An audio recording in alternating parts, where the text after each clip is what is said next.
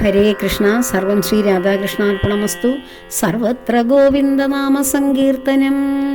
ഗോവിന്ദ ഹരേ ഗോവിന്ദ. ശ്രീമദ് മഹാഭാഗവതത്തിൽ 32ാമത്തെ ഭാഗമാണ് നമ്മൾ ഇന്ന് വിവരിക്കുന്നത്.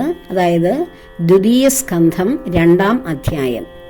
അതിൽ ചതുശ്ലോകി ഭാഗവതമാണ്. 32ാമത്തെ ശ്ലോകം മുതൽ 35ാമത് വരെയുള്ള 4 ശ്ലോകങ്ങളിൽ ശ്രീമദ് ഭാഗവതത്തിൻ്റെ യഥാർത്ഥ തത്വം, അതായത് അതിൻ്റെ രത്ന ചുരുക്കം ഭഗവാൻ ബ്രഹ്മദേവന് ഉപദേശിച്ചു കൊടുക്കുകയാണ്.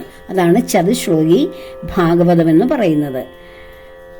ഇപ്പോൾ നമ്മൾ വായിക്കുന്ന നമ്മുടെ കൈവശമുള്ള ഭാഗവതത്തിന്റെ മൂലതത്വങ്ങൾ ശ്രീ മഹാവിഷ്ണു ഭഗവാൻ ബ്രഹ്മദേവന്റെ തപസ്സിൽ സന്തുഷ്ടനായി ആദിയിൽ ഭഗവാൻ പ്രപഞ്ച സൃഷ്ടി നടത്തിയതിനു ശേഷം ആ മഹാപ്രളയത്തിന് ശേഷം ബ്രഹ്മദേവൻ ഉണർന്നെഴുന്നേൽക്കുമ്പോൾ താൻ ആരാണ്, താൻ എവിടെയാണ്, എങ്ങനെയാണ് പ്രപഞ്ച സൃഷ്ടി നടത്തേണ്ടത് എന്ന ആ സംശയത്തിലിരിക്കുമ്പോൾ തപ തപ എന്ന ശബ്ദം മാത്രം കേൾക്കുന്നു.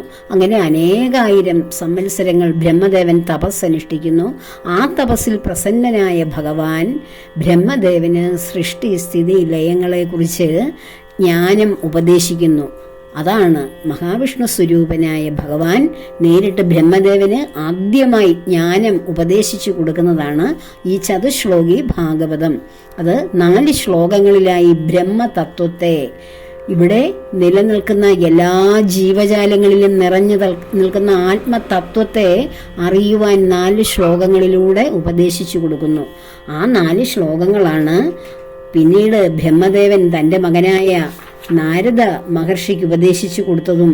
ആ നാരദ മഹർഷി ദിവ്യനായ മഹാതേജസ്വിയായ വ്യാസഭഗവാൻ വിഷണ്ണനായി പുരാണങ്ങളും ഇതിഹാസങ്ങളും എല്ലാം രചിച്ചതിന് ശേഷം അദ്ദേഹത്തിന് മനസ്സിന് സന്തോഷവും ആത്മനിർവൃതിയും ലഭിക്കാത്തതിൻ്റെ കാരണം അന്വേഷിച്ച നാരദ മഹർഷിയോട് ഈ ജ്ഞാനമാണ്, ഈ തത്വമാണ് ഉപദേശിച്ചു കൊടുക്കുന്നത് ഗംഗാതീരത്ത് വെച്ച്. അങ്ങനെ വ്യാസഭഗവാൻ 18,000 ശ്ലോകങ്ങളിൽ ഈ 4 ശ്ലോകങ്ങളെ വിശദീകരിച്ചതാണ് നാം ഇന്ന് കാണുന്ന ഭാഗവതം, ശ്രീമദ് ഭാഗവതം. അപ്പോൾ ഈ ഭാഗവതത്തിൻ്റെ തത്വം, ഭാഗവത തത്വം, ബ്രഹ്മതത്വം, പ്രപഞ്ച വിധാനം ഇത് ആദ്യമായിട്ട് ഉപദേശിച്ചത് ഭഗവാനാണ്. 4 ശ്ലോകങ്ങളിലൂടെ ബ്രഹ്മദേവന്റെ തപസ്സിൽ സന്തുഷ്ടനായി ബ്രഹ്മദേവന് സൃഷ്ടിവേല ചെയ്യുവാനുള്ള ജ്ഞാനം, ബ്രഹ്മജ്ഞാനം ഉപദേശിച്ചു കൊടുക്കുന്നത് ആദ്യമായി ഭഗവാനാണ്. ആ ഭഗവാനിൽ നിന്ന് ബ്രഹ്മദേവനും ഭ്രമദേവനിൽ നിന്ന് തൻ്റെ മനസ്സുകൊണ്ട് സൃഷ്ടിച്ചെടുത്ത സനകാദികളിലേക്കും പിന്നീട് നാരദ മഹർഷിക്കും, നാരദ മഹർഷിയിൽ നിന്ന് മറ്റ് മഹർഷിമാർക്കും വ്യാസ ഭഗവാനും പിന്നീട് അടുത്ത തലമുറകളിലൂടെ ശുക ബ്രഹ്മർഷിയിലൂടെ പരീക്ഷിത് മഹാരാജാവിന് ഉപദേശിച്ചു കൊടുക്കുന്നു. അത് ശ്രീ സൂത പൗരാണികൻ കേൾക്കുന്നു. സൂതൻ ശൗനകാദികൾക്ക് ഉപദേശിച്ചു കൊടുക്കുന്നു നൈമിശാരണ്യത്തിൽ. അതിനുശേഷം അത് ഭാഗവതമായി നമ്മൾ ഓരോരുത്തരും കേൾക്കുന്നു, വായിക്കുന്നു, അനുഭവിക്കുന്നു. അതാണ് ഈ 4 ശ്ലോകങ്ങളിൽ ശ്രീ ഭഗവാൻ ഉപദേശിച്ച ചതുശ്ലോകി ഭാഗവതമാണ് ഇന്ന് നമ്മൾ ചർച്ച ചെയ്യുന്നത്. അപ്പോൾ അതിലെ ആദ്യത്തെ ശ്ലോകത്തിൻ്റെ അർത്ഥം തന്നെ ആ ഭഗവാനെ സംബന്ധിച്ച തത്വം ഭഗവാന് മാത്രമേ അറിയൂ. ഇവിടെ ആദി എന്തായിരുന്നു എന്നും എന്താണ് ഇവിടെ സത്യമായിട്ടുള്ളതെന്നും എല്ലാം ഭഗവാനേ ഉള്ളൂ. ആദി നാരായണനാണ്, അനാദിയായ ആ ചൈതന്യമാണ്. അതൊരാളോട് പറഞ്ഞാലല്ലേ മറ്റൊരാൾക്ക് എന്തായിരുന്നു ഇവിടെ ഉണ്ടായിരുന്നു എന്ന് അറിയാൻ കഴിയൂ. അതുകൊണ്ട് ഭഗവാൻ പറയുകയാണ്, ഇവരുടെ സൃഷ്ടിക്ക് മുൻപ് ഞാൻ മാത്രമേ ഉണ്ടായിരുന്നുള്ളൂ. സൃഷ്ടി നടത്തുവാനുള്ള കാരണങ്ങൾ, അതായത് എന്നിൽ നിന്നും ആണ് ആ കാരണങ്ങളെല്ലാം ഉണ്ടായത്. സൃഷ്ടി ഉണ്ടായതിൻ്റെ കാരണവും ഞാൻ തന്നെയാണ്. സൃഷ്ടിക്ക് വേണ്ടുന്ന നീയല്ലോ സൃഷ്ടിയും സൃഷ്ടിജാലവും സൃഷ്ടിക്കുള്ള സാമഗ്രിയായതും എന്ന് ഗുരുദേവൻ പറഞ്ഞിട്ടില്ലേ ദൈവദശകത്തിൽ.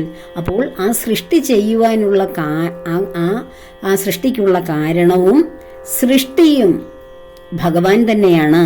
സൃഷ്ടി നടത്തുവാനുള്ള കാരണങ്ങൾ, ആ കാരണമായിട്ട് ഒരു കാരണത്തിൽ നിന്നാണല്ലോ കാര്യമുണ്ടാകുന്നത്. അപ്പോൾ ആ സൃഷ്ടിയുടെ കാരണവും എന്നിൽ നിന്നാണ് ഉണ്ടായത്. സൃഷ്ടി ഉണ്ടാകുന്നതിൻ്റെ കാരണം ഞാൻ തന്നെയാണ്. ഇവിടെ ആദിയിൽ ഉണ്ടായത് ഞാൻ മാത്രമേ അന്നുണ്ടായിരുന്നുള്ളൂ. സൃഷ്ടി നടന്നു കഴിഞ്ഞാൽ ഈ പ്രപഞ്ചമായി കാണപ്പെടുന്നതും ഞാൻ തന്നെയാണ്. അതാണ് നീയല്ലോ സൃഷ്ടിയും സ്രഷ്ടാവായതും. ഈ കാണുന്ന സൃഷ്ടിയെല്ലാം നീ തന്നെയാണ്. അതിനെ സൃഷ്ടിച്ച സ്രഷ്ടാവും അങ്ങ് തന്നെയാണ്. ഈ സൃഷ്ടിജാലവും സൃഷ്ടിക്കുള്ള സാമഗ്രിയും അങ്ങ് തന്നെയാണ്. ഓരോ ജീവജാലങ്ങളെ സൃഷ്ടിക്കുവാൻ ഉള്ള സാമഗ്രി എന്ന് വെച്ചാൽ അതിന് വേണ്ടുന്ന കോപ്പുകൾ കൂട്ടുക, അതും അവിടുന്ന് തന്നെയാണ്. പ്രപഞ്ച സൃഷ്ടിക്കുള്ള കോപ്പുകൾ ആണ് 5 ദ്രവ്യങ്ങൾ, പിന്നെയോ കാലം. നമ്മൾ അത് കഴിഞ്ഞ ആദ്യ ഭാഗത്ത് അത് പറഞ്ഞിരുന്നു. ആ 5 കാലം, സ്വഭാവം, അതുപോലെ ജീവൻ, അങ്ങനെയുള്ള ആ 5 തന്മാത്രകൾ ചേർന്ന് പ്രപഞ്ചം സൃഷ്ടിച്ചിരിക്കുന്നു. പഞ്ചഭൂതങ്ങളാകുന്ന ദ്രവ്യങ്ങൾ, പിന്നീട് കാലം, പിന്നീടോ കർമ്മം, സ്വഭാവം, ജീവൻ. ഈ സൃഷ്ടിക്ക് വേണ്ടുന്ന ആ കാര്യങ്ങൾ സൃഷ്ടിച്ചതും ഭഗവാൻ തന്നെയാണ്. സൃഷ്ടി നടത്തിയതും ഭഗവാൻ തന്നെയാണ്. ആ സൃഷ്ടിയെ നിലനിർത്തുന്നതും ഭഗവാൻ തന്നെയാണ്. അപ്പോൾ അതാണ് ഇവിടെ ഭഗവാൻ ബ്രഹ്മദേവന് ഉപദേശിച്ചു കൊടുക്കുക. അല്ല, ബ്രഹ്മാവല്ല സൃഷ്ടി നടത്തിയത്. ഭഗവാന്റെ കടാക്ഷം കൊണ്ട്, കൃപ കൊണ്ട്, പ്രേരണ കൊണ്ട് ബ്രഹ്മാവാണ് ഈ കോപ്പുകൾ കൂട്ടി കൊടുത്തു കഴിഞ്ഞപ്പോൾ സൃഷ്ടി വേല ആരംഭിച്ചതെന്ന് ചുരുക്കം. സൃഷ്ടി നടന്നു കഴിഞ്ഞാൽ ഈ പ്രപഞ്ചത്തിൽ കാണപ്പെടുന്നത് ഞാൻ തന്നെ എന്ന് ഭഗവാൻ ബ്രഹ്മദേവനോട് ഉപദേശിച്ചു കൊടുക്കുകയാണ്. പ്രളയത്തിൽ എല്ലാം സംഹരിക്കപ്പെട്ട് കഴിഞ്ഞാലും പിന്നെ ബാക്കിയുള്ളത് ഞാൻ മാത്രമാണ് എന്ന് ബ്രഹ്മദേവനോട് പറയുന്നു. നിതാന്ത പ്രളയത്തിൽ, കൽപ്പാന്തത്തിൽ എല്ലാം ആ പ്രളയം സംഹരിച്ചെടുത്താലും പിന്നെയും ഇവിടെ അനാദിയിൽ അവശേഷിക്കുന്നത് ഞാൻ മാത്രമാണ് എന്ന് ഭഗവാൻ പറയുകയാണ്. എന്നിൽ നിന്നുണ്ടായി എന്നിൽ തന്നെ നിലനിന്ന് എന്നിലേക്ക് തന്നെ ലയിക്കുന്നു എന്ന് സാരം. ഭഗവാൻ പറഞ്ഞ തത്വത്തിന്റെ സാരം അതാണ്.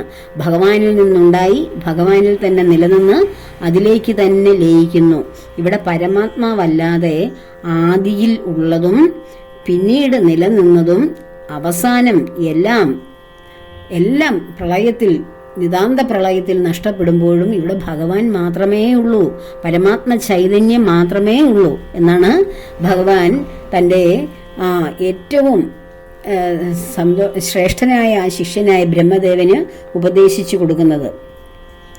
ആദിയിൽ ഉണ്ടായിരുന്നതും അതുകൊണ്ട് തന്നെയാണ് ഭഗവാൻ മാത്രം എല്ലാം അറിയുന്നവനെന്ന് നമ്മൾ പറയുന്നത്. ആദിയിൽ എല്ലാറ്റിനും മുമ്പ് ഉള്ളവനായതുകൊണ്ടാണ് ഭഗവാൻ എല്ലാം അറിയുന്നവനാണ് എന്ന് പറയുന്നത്. അതാണ് നമ്മൾ ഭഗവത്ഗീതയിൽ അർജുനനോട് ഭഗവാൻ പറയുന്നുണ്ട്, അല്ലയോ അർജുന, ഞാനും നീയും ഈ കാണുന്ന രാജാക്കന്മാരും എല്ലാം ഇവിടെ പണ്ടേ ഉള്ളതായിരുന്നു അർജുന.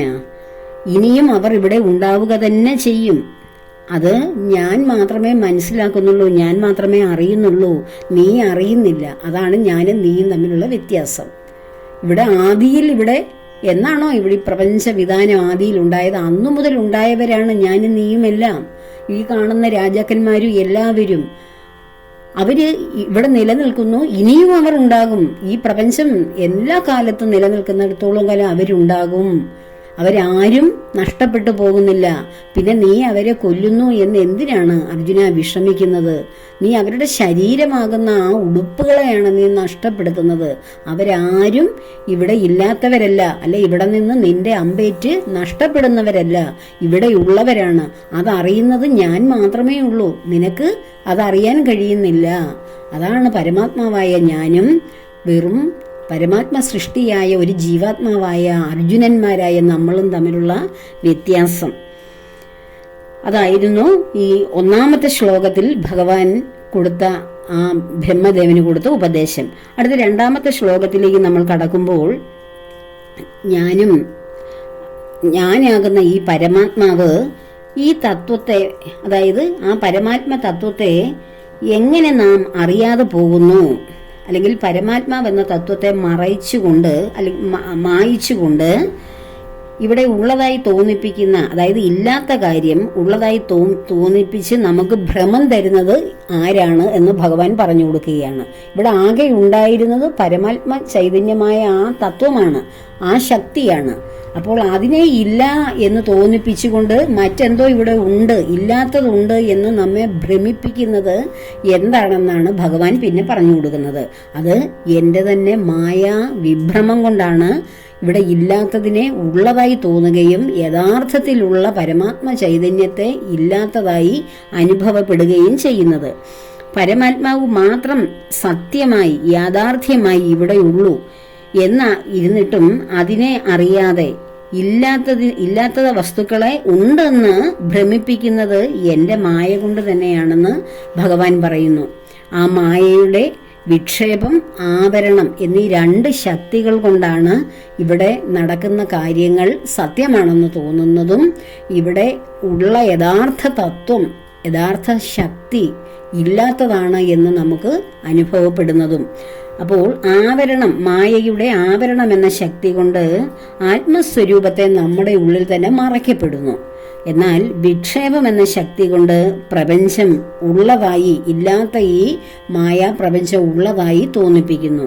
അതാണ് വിക്ഷേപവും ആവരണവും. ആവരണം ഈശ്വരനെ, ആത്മസ്വരൂപനായ ബോധത്തെ നമ്മുടെ ഉള്ളിൽ നിന്ന് മറയ്ക്കുന്നു.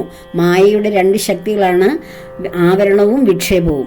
ആവരണം നമ്മിലിരിക്കുന്ന ബോധശക്തിയെ മറയ്ക്കുന്നു, ഭഗവാനാകുന്ന ആത്മസ്വരൂപനെ നമ്മളിൽ നിന്ന് മറയ്ക്കുന്നു.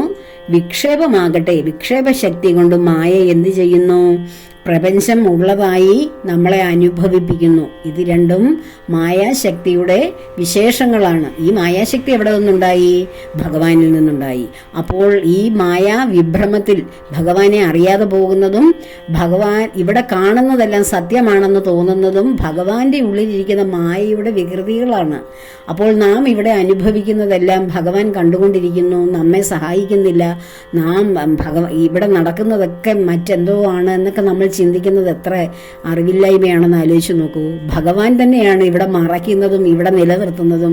ഈ കളികൾ, ഈ ലീലകളെല്ലാം ആടുന്നതും നമ്മൾ ഒരു ചിലന്തി വല കിട്ടിയിട്ട് അതിന് നടുവിലിരുന്നുകൊണ്ട് അതിൽ വീഴുന്ന ജീവജാലങ്ങളെ, അതിൽ വീഴുന്ന ജീവികളെ, പ്രാണികളെയൊക്കെ നോക്കിക്കൊണ്ടിരുന്ന് ചിരിക്കുന്നു എന്ന് പറഞ്ഞ പോലെ. പക്ഷെ ചിലന്തി അതിനെ ഭക്ഷിക്കാൻ വേണ്ടിയാണ്, ഭഗവാനോ അതിനെ രക്ഷിക്കാൻ വേണ്ടിയാണ് അങ്ങനെ ആ മായയാകുന്ന വല കെട്ടി നമ്മളെ ഇങ്ങനെ വിനോദിപ്പിക്കുന്ന. നീയല്ലോ മായയും മായാ വിനോദനും, നീയല്ലോ മായയെ നീക്കി സായുജ്യം നൽകും ആര്യനും.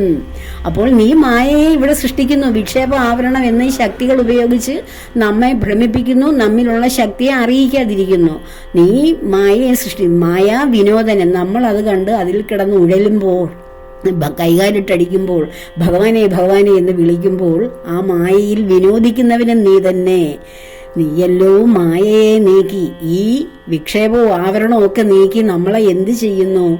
നീയല്ലോ മായയെ നീക്കി സായുജ്യം, പരമമായ മോക്ഷം തരുന്ന ആചാര്യനും അല്ലയോ ഭഗവാനെ അവിടുന്നല്ലേ എന്ന് പരമകാരുണികനായ പരമഗുരുവായ ശ്രീ നാരായണ ഗുരുദേവൻ എഴുതി വെച്ചത് ഈ തത്വങ്ങൾ, ഈ പ്രപഞ്ചതത്വം, ബ്രഹ്മതത്വം, ഈ ഭാഗവത തത്വം, അതായത് ആത്മതത്വം അറിഞ്ഞ ആ മഹാഗുരു എഴുതി വെച്ചിരിക്കുന്നത് നമുക്ക് മനസ്സിലാക്കാൻ കഴിയാത്തത് കൊണ്ടാണ് നാം എല്ലാം ഇപ്പോഴും അജ്ഞതയിൽ തപ്പിത്തടഞ്ഞ് ഈ അജ്ഞാനത്തിൽ, അവിദ്യയിൽ, മായാഭ്രമത്തിൽ കിടന്ന് കൈകാലിട്ടടിച്ചുഴലുന്നത്. അറിവുള്ള ഗുരുക്കന്മാർ ഉപദേശിച്ചു തരുന്ന കാര്യങ്ങൾ അത് മനസ്സിലാക്കി ഹൃദയസ്ഥമാക്കി മനനം ചെയ്ത് തപം ചെയ്ത് നമ്മുടെ ഉള്ളിൽ വളർത്തി ഒരു മഹാവൃക്ഷമാക്കി എടുക്കുക. ജ്ഞാനത്തിൻ്റെ മഹാവൃക്ഷം, അതിൽ നിന്ന് ലഭിക്കുന്ന മാധുര്യമുള്ള ഫ്രൂട്ട്സുകൾ, ഫലങ്ങൾ ഹൃദയത്തെ അല്ലെങ്കിൽ നമ്മുടെ ആത്മാവിനെ, നമ്മുടെ ബോധതലത്തെ ഉന്നതിയിലെത്തിക്കും. അജ്ഞാനത്തിൽ നിന്ന് കരകയറുവാൻ ഇങ്ങനെയുള്ള ശുദ്ധ വിജ്ഞാനം നമ്മുടെ ഹൃദയത്തിന് എന്നും താങ്ങും തണലുമാകട്ടെ. യഥാർത്ഥത്തിൽ ഉള്ളതിനെ മറയ്ക്കുന്നതും യഥാർത്ഥത്തിൽ ഉള്ളതിനെ ഇല്ല എന്ന് ചിന്തിപ്പിക്കുന്നതും മായാശക്തിയുടെ ആ ഒരു കരവിരുത് തന്നെയാണ്.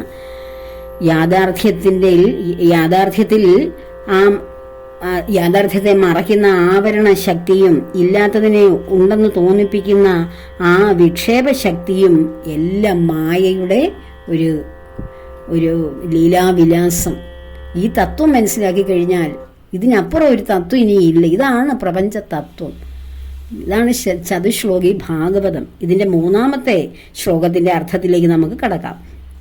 അപ്പോൾ നമ്മൾ ആദ്യം പറഞ്ഞു ആകാശം തുടങ്ങിയ പഞ്ചഭൂതങ്ങളായ ദ്രവ്യം, പിന്നെയോ കാലം, സ്വഭാവം, പിന്നെ അതുപോലെ തന്നെ കാലം, സ്വഭാവം, ജീവൻ, ഇവയെല്ലാം ഈ 5 ഘടകങ്ങൾ ചേർന്ന് 5 തന്മാത്രകൾ ചേർന്നാണ് കർമ്മം, കാലം, സ്വഭാവം, ജീവൻ, ദ്രവ്യം. ദ്രവ്യം എന്ന് പറയുന്നത് പഞ്ചഭൂതങ്ങൾ. ഈ 5 ഘടകങ്ങൾ ചേർന്ന് പ്രപഞ്ചം സൃഷ്ടിച്ചതിന് ശേഷം ആ പ്രപഞ്ചത്തിലേക്ക് ഭഗവാന്റെ ചൈതന്യം സന്നിവേശിച്ചു അല്ലെ പ്രവേശിച്ചു എന്നും ഭാഗവതത്തിൽ പറയുന്നുണ്ട്. എന്നാൽ ഈ സൃഷ്ടിക്ക് വേണ്ടുന്ന കോപ്പുകളെല്ലാം ഭഗവാൻ തന്നെയാണ് ഇവിടെ ആദ്യമേ സൃഷ്ടിച്ചു വെച്ചിരുന്നതെന്നും ഭാഗവതത്തിലുണ്ട്. അപ്പോൾ ഈ രണ്ട് തലത്തിലൂടെ നോക്കിയാലും ഇവിടെ ആദ്യമുള്ളത് ഭഗവാൻ തന്നെയാണ്. അതായത് സ്വർണത്തിൽ നിന്നും മറ്റ് ആഭരണങ്ങൾ ഉണ്ടാക്കുന്നു. അപ്പോൾ സ്വർണം ഉള്ളത് കൊണ്ടല്ലേ ആ ആഭരണങ്ങളാകുന്ന ആ പ്രപഞ്ച സൃഷ്ടിക്കാവുന്നുള്ള ആ പഞ്ചതന്മാത്രകൾ ഉണ്ടായത്? അതോ ആഭരണങ്ങൾ ഉണ്ടാക്കി വെച്ചിട്ട് അതിലേക്ക് സ്വർണത്തെ നമ്മൾ ഉരുക്കി ഒഴിച്ചോ? അപ്പോൾ ഏതാണ് ശരിയായിട്ട് വരുന്നത്? അപ്പോൾ ആഭരണങ്ങളല്ല ആദ്യം ഉണ്ടായത്, ഇവിടെ സ്വർണം ഉള്ളത് കൊണ്ടാണ് ആഭരണം ഉണ്ടായത്. അതുപോലെ ഇവിടെ ആ പരമാത്മതത്വം ഈ പ്രപഞ്ച സൃഷ്ടിക്ക് വേണ്ടുന്ന കോപ്പുകൾ കൂട്ടിയത് കൊണ്ടാണ് ആ പ്രപഞ്ചം ഉണ്ടായത്. അതിലേക്ക് പിന്നീട് അതിനകത്തിലേക്ക് ഭഗവാന്റെ ചൈതന്യം പ്രവേശിപ്പിക്കേണ്ട ആവശ്യം വരുന്നില്ല. അത് ഓൾറെഡി ഭഗവാൻ തന്നെയാണ്, ഭഗവത് ചൈതന്യം തന്നെയാണ് ആ പ്രപഞ്ച വിധാനത്തിന് വേണ്ട ആ ഘടകങ്ങൾ.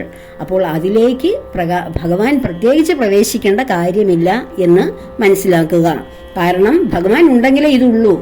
ഇതുണ്ടായതിനു ശേഷം ഭഗവാൻ അതിലേക്ക് പ്രവേശിക്കുകയല്ല ചെയ്തത്. അപ്പോൾ ഇത് ഈ കാണുന്ന പ്രപഞ്ചവിധാനം പരമാത്മാവിന്റെ യഥാർത്ഥമായിട്ടുള്ള ദൃഷ്ടിയിൽ നമ്മൾ നോക്കുമ്പോൾ അത് ഭഗവാനിൽ നിന്ന് ഭിന്നങ്ങളല്ല. അതാണ് 3-ാമത്തെ ശ്ലോകത്തിന്റെ അർത്ഥം. ഇനി നമുക്ക് ചതുശ്ലോകി ഭാഗവതത്തിൽ 4-ാമത്തെ ശ്ലോകത്തിന്റെ അർത്ഥത്തിലേക്ക് കടക്കാം.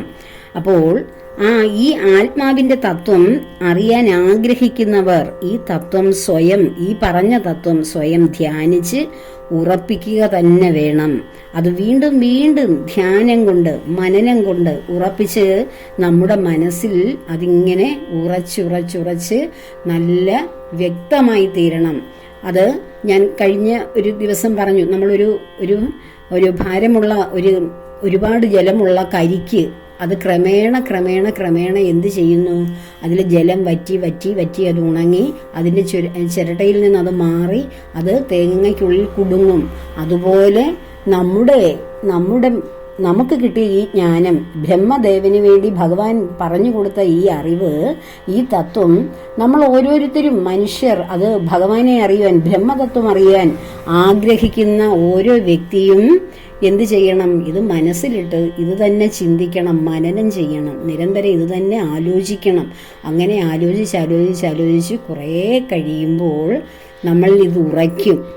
ഇതിൽ നിന്ന് നമ്മൾ പിടിവിടാതെ ഇതിൽ തന്നെ ഇത് മനനം ചെയ്ത് ഇതിൽ തന്നെ ഇത് നമ്മൾ ഇങ്ങനെയുള്ള ചിന്തകളുടെ പിന്നാലെ പോകുമ്പോൾ അതിലേക്ക് തന്നെ വന്നതിന് ശേഷമോ അത് നമ്മുടെ മനസ്സിൽ ഉറച്ചു കഴിഞ്ഞാൽ ആ ബ്രഹ്മജ്ഞാനം നമ്മളിൽ ഉറച്ചുറച്ചു വരും.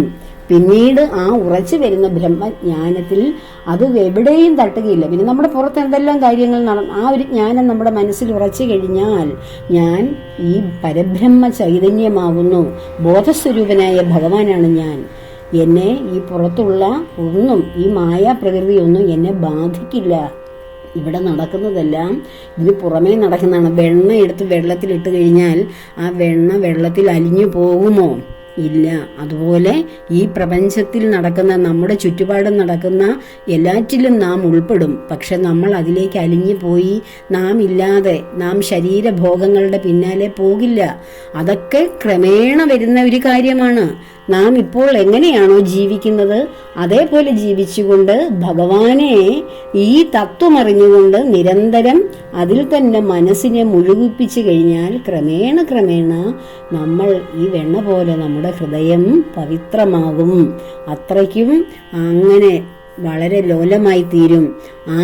അത്രയ്ക്ക് ലോലമാകുന്ന, നിർമ്മലമാകുന്ന ഹൃദയത്തിലാണ് നമ്മുടെ ഉണ്ണിക്കണ്ണൻ വെണ്ണ വാരി കഴിക്കാൻ ഓടിയെത്തുന്നത്. അവിടെ വരെയും ആകണം നമ്മുടെ ഹൃദയശുദ്ധി. അപ്പോഴാണ് നമ്മുടെ ഹൃദയച്ചോരൻ, ആ വെണ്ണക്കണ്ണൻ, ഓരോ ശരീരമാകുന്ന കുടങ്ങളും തകർത്തുകൊണ്ട് അതിലിരിക്കുന്ന ആ വെണ്ണയാകുന്ന നമ്മുടെ ഹൃദയം വാരിക്കഴിക്കുവാൻ ഓടിയെത്തുന്നത്. അവിടെ ആ ഒരു തത്വത്തിലെത്തുമ്പോഴാണ് നാം പൂർണ്ണമായിട്ടും ഭഗവാനെ അറിയുന്നത്. പക്ഷേ ഇതുകൊണ്ടും നമ്മൾ ആ ജ്ഞാനം സ്വന്തമാക്കി ആ തത്വം അറിഞ്ഞു എന്നുള്ളതേ ഉള്ളൂ. അപ്പോൾ ഇത്രയും ഉപദേശിച്ചു കൊടുത്തതിന് ശേഷം ഭഗവാൻ ബ്രഹ്മദേവനോട് പറയുകയാണ്, അല്ലയോ ബ്രഹ്മദേവ, അങ്ങക്ക് ഞാൻ അങ്ങക്ക് ഞാൻ ഉപദേശിച്ചു തരികയാണ്. ഈ ജ്ഞാനം മാത്രമേ ഇവിടെ ഉള്ളൂ, ഈ ഒരു സത്യമേ ഉള്ളൂ, ഇവിടെ ഞാനേ ഉള്ളൂ. എല്ലാവരുടെയും ഉള്ളിലും എല്ലാറ്റിൻ്റെയും ഉള്ളിലും ആകെയുള്ള സത്യമായ പരമാർത്ഥമായിട്ടുള്ള കാര്യം ഞാൻ മാത്രമാണ്. അത് എന്നെ നിങ്ങൾ തിരിച്ചറിയാതെ പോകുന്നത്, ഞാൻ തന്നെയാണ് നിങ്ങളെന്നുള്ള തിരിച്ചറിയാത്തത് മായ എന്ന ആവരണം കൊണ്ട് മാത്രമാണ്. ആ മായ നീങ്ങാൻ എന്താണ് ചെയ്യേണ്ടതെന്നുമാണ് ഭഗവാൻ ഈ പറഞ്ഞു കൊടുത്തത്. ഈ ജ്ഞാനം അങ്ങ് എന്ത് ചെയ്യണം? സമാധിയിലൂടെ അനുഭവ സ്വരൂപത്തിലാക്കി എടുക്കുക. ഈ കിട്ടിയ ഈ ജ്ഞാനം നമ്മൾ ഓരോരുത്തരും, നമുക്ക് കിട്ടിയ ഈ തത്വം, ഈ ജ്ഞാനം നമ്മൾ അനുഭവത്തിന്റെ രൂപത്തിലാക്കി എടുക്കണമെങ്കിൽ എന്ത് വേണം? നമ്മൾ സമാധി അവസ്ഥയിലാവണം. അതാണ് സമാധി അവസ്ഥ എന്ന് വെച്ചാൽ എന്തോ? ഇത് തന്നെ നിരന്തരം ധ്യാനിച്ച് ഉള്ളിൽ ഉറപ്പിച്ച് നമ്മൾ അതിനെ അനുഭവവേദ്യമാക്കി തീർക്കണം. അനുഭവവേദ്യമാക്കി തീർക്കുമ്പോഴാണ് സമാധിയിൽ, ആ നിർവികൽപ്പ സമാധിയിലൂടെയാണ് നമ്മൾ ഓരോരുത്തരും ഭഗവാനെ അനുഭവമാക്കി തീർക്കുന്നത്. അതുവരെയും നമ്മൾ ജ്ഞാനത്തിലൂടെ തത്വം അറിഞ്ഞു പോവുകയാണ് ചെയ്യുന്നത്. അങ്ങനെ അനുഭവമാക്കി തീർക്കൂ. എന്നാൽ കൽപ്പത്തിലും പ്രളയത്തിലും എല്ലാം അങ്ങ് ജ്ഞാനം കൊണ്ട് മോഹിക്കില്ല, അങ്ങ് അജ്ഞാനം കൊണ്ട് മോഹിക്കില്ല. അങ്ങനെ എല്ലാ കൽപ്പത്തിലും, എല്ലാ പ്രളയത്തിന്റെ അന്ത്യത്തിലും, പ്രളയാന്തത്തിലും, അതിനുശേഷമുള്ള ആ പ്രകൃതിയുടെ തുടക്കത്തിലും അങ്ങ് അഹംബോധത്തിലും അജ്ഞാനത്തിലും അങ്ങ് വീണു പോകില്ല. അതിലെങ്ങും അങ്ങ് മോഹിക്കില്ല, വീണു പോകില്ല. ഈ ജ്ഞാനത്തെ ആര് ധ്യാനം ചെയ്ത് സ്വയം മനസ്സിലാക്കി എടുക്കുന്നുവോ, അനുഭവിക്കുന്നുവോ, അവർ ഒരിക്കലും പിന്നീട് ഈ മായയുടെ ഭ്രമത്തിൽ പെട്ടുപോവുകയില്ല എന്ന് ഭഗവാൻ ബ്രഹ്മദേവനോട് അരുളി ചെയ്യുന്നതാണ് ഈ ചതുശ്ലോകി ഭാഗവതം. ഇതാണ് നമ്മുടെ ശ്രീമദ് ഭാഗവതത്തിൽ 2-ാം അധ്യായം,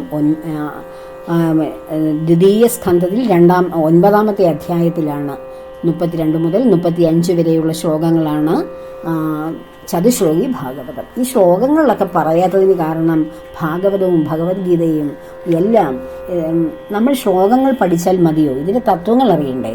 ശ്ലോകം പഠിച്ചിട്ട് നമുക്ക് കാര്യമില്ല. ഇതിന്റെ യഥാർത്ഥ തത്വമാണ് അറിയേണ്ടത്. ഈ 4 വരിയിൽ കൊടുത്ത തത്വങ്ങളാണ് ശ്രീമദ് ഭാഗവതത്തിലും ഭഗവത്ഗീതയിലും നാരായണീയത്തിലും എല്ലാ ഗ്രന്ഥങ്ങളിലും ഉള്ള തത്വമാണിത്. ഈ ചതുശ്ലോകി ഭാഗവതം ഇതേ ഉള്ളൂ ഇവിടെ സത്യം. ഇത് മാത്രമേ ഉള്ളൂ സത്യം. ഭഗവാൻ മാത്രമേ ഉള്ളൂ സത്യം. ആ സത്യം, ആ തത്വം ഓരോരുത്തരുടെയും ഉള്ളിലും നിറഞ്ഞു വിളങ്ങുവാൻ ഭഗവാൻ അനുഗ്രഹിക്കട്ടെ. സർവകർമ്മങ്ങളും ഭഗവാന്റെ പത്മപാദങ്ങളിൽ ചേർക്കുന്നു. ലോക സമസ്ത സുഖിനോ ഭവന്തു.